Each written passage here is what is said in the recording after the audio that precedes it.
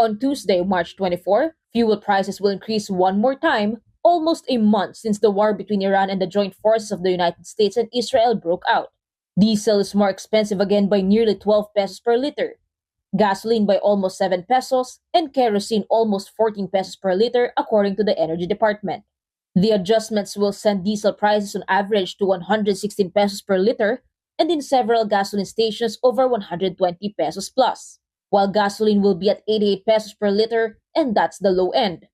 This latest increase has not yet factored in Monday's development, which saw oil prices rising anew after US President Donald Trump gave Iran a 48-hour ultimatum.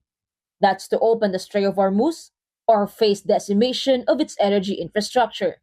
Iran responded with its own threat, indicating that the war would continue for several more weeks. Despite the situation, Malacanang insisted that there is no oil crisis in the Philippines so far. Palace Press Officer Claire Castro also stressed that the government is not downplaying the situation. Ang sabi po kasi ni Secretary Sharon, may dalawang klase po ng krisis, sa supply at sa presyo. So ngayon po, kung pag-uusapan po natin ang supply, ay wala po tayong sasabihing krisis pagdating sa supply.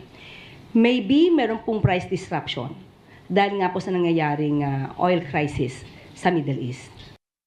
Castro, however, said that President Marcos had already ordered the formation of a crisis committee. While details are still being finalized, the body will focus on ensuring fuel supply stability and addressing the needs of Filipinos, particularly in basic goods. Over the weekend, the DOE authorized the importation of higher emission Euro 2 petroleum products for the transport, industrial, marine, and shipping sectors. This will ensure additional supply for the said sectors. But the move has received criticisms from both motorists and oil companies, with both saying it will only lead to more cost over benefits. Dapat maglagay ka ng isa pang tangke na dedicated for Euro 2, which medyo hindi ganun kadali, no? Medyo malaki yung cost din yan. At saka pangalawa, meron ding space requirement. So it would mean na talagang it can cause inconvenience